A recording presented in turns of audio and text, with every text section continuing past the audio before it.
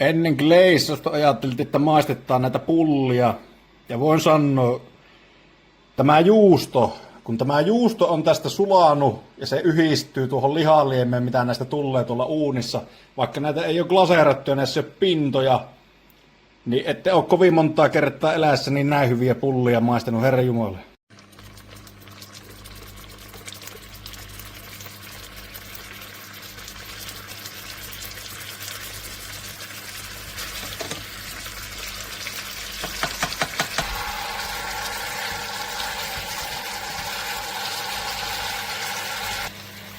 Siinä ne nyt paistuu viskipippuri pinnassa ja kohta pääsee sitten syömään. Valkosipulia laitettiin kanssa pikkusen tuonne sekkaan, niin se imeytyy mukavasti tuohon pintaan se maku. Ja tässä on valmis helvetin rumaan näköinen, mutta helvetin hyvän makuinen annos. Ja jokainen, joka tätä epäilee, niin suosittelen testaamaan. On muuten vimosen päälle hyvä ruoka. Se on toi lihaliemi, kun sen sekoittaa tonne meidän perus lihapulla resepti on niin helvetin hyvä ollut aina. Että vähän kun lähdettiin tätä testaamaan, niin alkuun ajattelin, että kyllä varmaan on hyvä, mutta ei niin hyvä.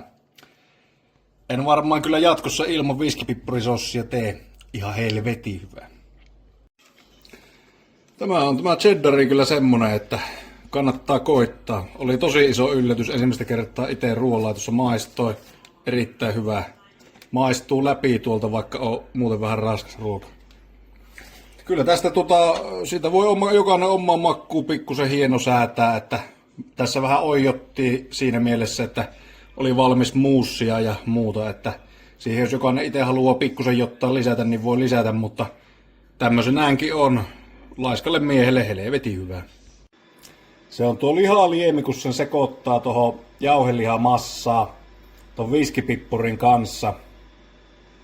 Perunamuussissa rosmariinia, MSG:tä, suolaa, just oikein hyvä koostumus pakastemuussiksi. Ja sienimuhannuksen pehmeä umami. Kaikki yhdessä. 5/5.